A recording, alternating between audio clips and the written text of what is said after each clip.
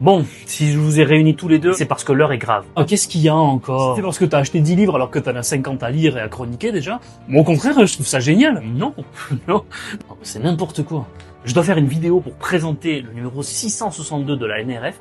Le problème, c'est que je sais pas du tout comment m'y prendre. NRF, ça veut dire quoi? La nouvelle rarement finie? Et pourquoi tu veux faire ça? C'est Benjamin Hoffman qui a eu cette idée. Voilà, c'est pour French Press en fait. Ah, je sais. La New Weird Form. Ah, c'est Benjamin qui t'a demandé ça? Alors pourquoi il n'y a pas le logo French Press? Bah oui, tiens. Sébastien?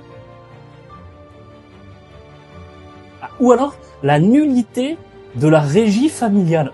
Non, c'est pas mal ça. Ça suffit, oui. La NRF. La nouvelle revue française. Olivia Gesbert. France Culture. Tu vas passer sur France Culture.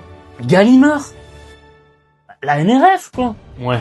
Et elle parle de quoi, cette revue? La NRF, c'était une revue de littérature et de critique littéraire fondée au tout début du XXe siècle par 6 écrivains, André Gide notamment. C'était l'idée de parler de littérature, mais en prenant son temps, en prenant du recul. Elle a 115 ans. Ouais, pas si nouvelle que ça, hein, 115 ans. C'est génial!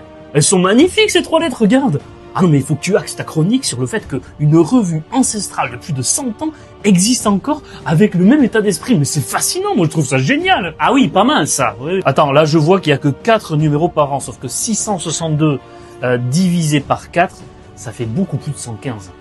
Adrien, il y a un truc louche, faut surtout pas que tu le fasses ce projet. Mais c'est nouveau ça justement, ça permet comme ça du contenu de qualité. Et en même temps, t'as tout ton temps du numéro pour les lire. 20 €! Enfin, ça va, c'est 1 par saison. Et puis, c'est pas le sujet, là. Si vous vous abonnez à l'année, là, je vois que ça revient à moins de 10 € par mois. Donc, ah! Voilà.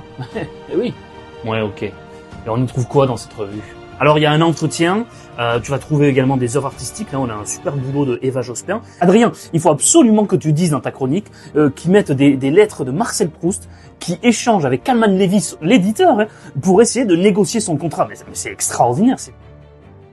Après, il y a tout un dossier qui, là, ça s'appelle le temps retrouvé. Là, c'est un dossier sur les correspondances. Comment les écrivains d'hier et aujourd'hui entretiennent leur rapport avec les correspondances écrites, avec les lettres écrites, manuscrites. Prendre le temps de s'écrire, temps retrouvé. Point d'interrogation. Ah, mais ils se sont pas foulés. Vous croyez que ça a un rapport avec Proust?